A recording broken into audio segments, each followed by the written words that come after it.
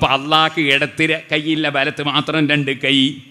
ഇന്നാലില്ല പാട്ടുപാടുന്നൊരു മൗലവി എന്നിരുന്നു, അതാ വരുത്ത്.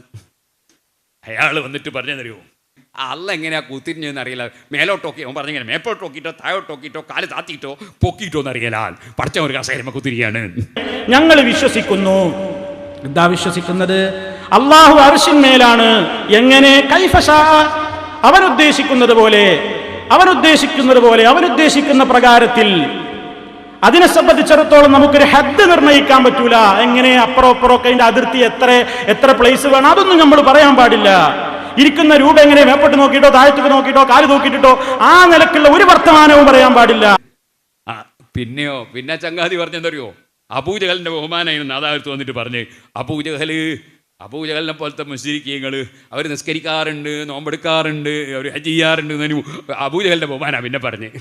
ഇങ്ങനത്തെ കുറേ ഫുദൂല് പറഞ്ഞ ആൾക്കാർ എന്നാ നിങ്ങൾക്ക് കേൾക്കണോ, അള്ളാഹ്ക്ക് 2 കൈ ഉണ്ട് എന്നും അത് വലത്ത് 2 എണ്ണമാണ് ഇടത്തില്ല എന്ന് പറഞ്ഞ എപ്പോഴാ? 2007 മെയ്യില. എന്നാൽ ഇപ്പോഴുള്ള ഈ അൽമനാർ ഏതാണെന്നറിയോ? 2009 ജനുവരിയിൽ അൽമനാറാ. ഇതിൽ അള്ളാഹിനെ പറ്റി എങ്ങനെയാ പറയുന്നത്? അത് 2 കൊല്ലം കഴിഞ്ഞില്ലേ, 2 കൊല്ലം കഴിഞ്ഞില്ലേ? അപ്പോഴേക്ക് മുജാഹിദിൻ്റെ അള്ളാഹ്ക്ക് മാറ്റം വരികയല്ലേ.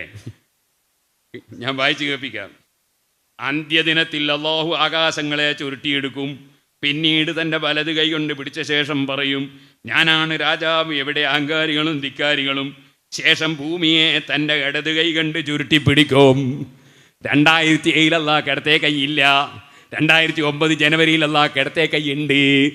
ഇതാണോ തൗഹീദ്? ഇതാണോ അല്ലാഹുവിലുള്ള വിശ്വാസം? ഇതാണോ ലാ ഇലാഹ ഇല്ലല്ലാഹ്? ഇതാണോ മുഹമ്മദുർ റസൂലുള്ളാഹ്? അതുകൊണ്ട് സലഫി മൗലവിമാരെ, നിങ്ങൾ ആദ്യം തൗഹീദിലേക്ക് വരിക. ലാ ഇലാഹ ഇല്ലല്ലാഹ് മുഹമ്മദുർ റസൂലുള്ളാഹ് എന്ന കലിമത്തു തൗഹീദിലേക്ക് വരൂ. അല്ലാഹുവിലുള്ള വിശ്വാസം ഞങ്ങളിൽ നിന്ന് പഠിക്കൂ, അല്ലാഹുവിൻ്റെ റസൂലിലുള്ള വിശ്വാസം പഠിക്കൂ. ഒരു ചങ്ങായി പറയാണ്, പൊന്മൾ ഉസ്താദ് പറഞ്ഞിരിക്കുന്നില്ല ആരിഫുൽ വലിയ ഇല്ലൽ വലിയ. പൊന്മൾ ഉസ്താദ് പറഞ്ഞില്ല, കിതാബിലൊക്കെ ഉള്ളതായി. വലിയനെ മനസ്സിലാവുന്നുണ്ട്. അപ്പം നിങ്ങൾക്ക് ഞാൻ വലിയനെ തിരിയാൻ. മൗലവീൻ്റെ ചോദ്യ അതിന് ഇബ്നു തൈമിയ മറുപടി പറഞ്ഞിട്ടുണ്ട് കേട്ടോ. ഇബ്നു തൈമിയൻ്റെ ഫതാവയിൽ അയാൾ മറുപടി പറഞ്ഞിട്ടുണ്ട്, ജനങ്ങളൊക്കെ ഒരാൾ വലിയ എന്ന് പറയുമ്പോൾ അത് മതി സാക്ഷി, അതുകൊണ്ട് തന്നെ പറയാൻ പറ്റും. അപ്പം അങ്ങനെയാ മനസ്സിലായാൽ. പിന്നെ പൊന്മൾ ഉസ്താദ് പറഞ്ഞത് എന്താ? ഒരു വലിയൻ്റെ മർത്തബ, വലിയനെ അറിയേണ്ടതുപോലെ അറിയാം. ഏത് മർത്തബയിലിരിക്കുന്നു അത് ഔലിയാക്കൾക്കേ തിരിയൂ, നമ്മളെ പോലത്തെ തിരിയൂല.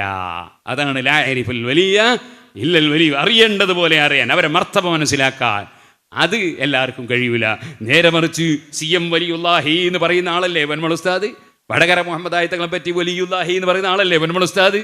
എന്തുകൊണ്ടാണ് പറയുന്നത്? അതെ, അത് ജനങ്ങൾ മുഴുവനും മാലിമ്യങ്ങൾ മുഴുവനും വലിയുള്ള എന്ന് പറയുന്നുണ്ട്. വലിയുള്ള എന്ന് പറയാൻ കഴിയും. അവരെ മർത്തബ, അവരേത് സ്ഥാനത്തിരിക്കുന്നു എന്ന് പറയാൻ അത് ഔലിയാക്കൾക്ക് കഴിയൂ. ഞാൻ കഴിഞ്ഞ പ്രാവശ്യം അതിനൊക്കെ ഞാൻ കിതാബ് വായിച്ചിട്ടുണ്ട് കേട്ടോ. നിങ്ങൾക്ക് കേൾക്കണം, KM മൗലവിനെ പറ്റി അവർ എഴുതിയൊരു ബുക്കാണ്. ഇതിൽ പറഞ്ഞിട്ട് KM മൗലവി വലിയാണ്, കാത്തൂത്തിരുന്നാൽ മതി.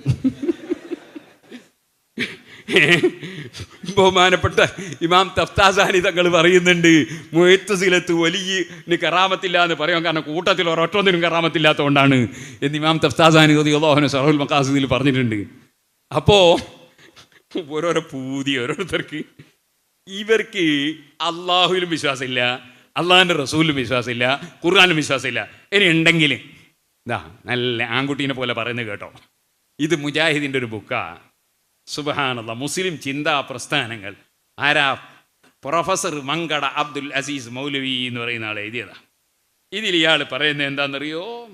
സുബ്ഹാനല്ലാഹ്, ഇതിൻ്റെ 101-ാമത്തെ പേജിൽ അള്ളാഹിൻ്റെ ഖുർആനെ പറ്റി ഒരു കളവ് പറയുന്നു. നിങ്ങൾ ആരെങ്കിലും മുജാഹിദീങ്ങൾ എപ്പോഴും കിട്ടിയാൽ നിങ്ങൾ ഈ ചോദ്യം ചോദിച്ചിട്ട് മറുപടി കിട്ടുമ്പോൾ എന്നെ വിളിക്കണം. 94 47 156 496 എൻ്റെ നമ്പറാണ് പറഞ്ഞ് എന്നെ വിളിക്കണോ? ഞാൻ പറഞ്ഞതിലും എല്ലാം സംശയമുണ്ട്, എന്നെ വിളിക്കണം കേട്ടോ. അങ്ങനെ ആൺകുട്ടികളും ഉണ്ട്. ഇതിലെന്താ പറയുന്നത്? അള്ളാഹിനെ പറ്റി പറയാണ്, അവന് ശരീരവും അവയവങ്ങളുമുണ്ടെന്നും. ആർക്ക്? അള്ളാഹ്ക്കേ. അവന് ശരീരവും അവയവങ്ങളുമുണ്ടെന്നും അവൻ സിംഹാസനമുള്ളവനാണെന്നും വിശുദ്ധ ഖുർആൻ പ്രസ്താവിച്ചിട്ടുണ്ട്. സുബ്ഹാനല്ലാഹ്, അള്ളാഹ്ക്ക് അർശ് എന്ന് പറഞ്ഞൊരു പടപ്പുണ്ട്, അതിന് സംശയമില്ല. അതേ സമയത്ത് അള്ളാഹ്ക്ക് ശരീരമുണ്ടെന്ന് ഖുർആനിലുണ്ട് പോൽ, അള്ളാഹ്ക്ക് അവയവങ്ങളുണ്ട് എന്ന് ഖുർആനിലുണ്ട് പോൽ. അള്ളാഹിൻ്റെ മേലിൽ കള്ളം പറയുന്നവൻ, പടച്ചവൻ്റെ പേരിൽ കള്ളം പറയുന്നവൻ, അവനേക്കാൾ വലിയ അക്രമി ആരാണ്? അള്ളാഹുവിൻ്റെ ഖുർആനിൽ അതേ ഫാത്തിഹയുടെ തുടക്കം മുതൽക്ക് അവസാനം വരെ പറയട്ടെ, ഒരൊറ്റ ആയത്തിലും അള്ളാഹുവിന് അവയവമുണ്ടെന്ന് പറഞ്ഞിട്ടില്ല, അള്ളാഹുവിന് ശരീരമുണ്ടെന്ന് പറഞ്ഞിട്ടില്ല. ഇനി ഞാൻ സെലഫികളോട് പറയട്ടെ, അങ്ങനെ നിങ്ങളൊരായത്ത് കൊണ്ടെത്തന്നാ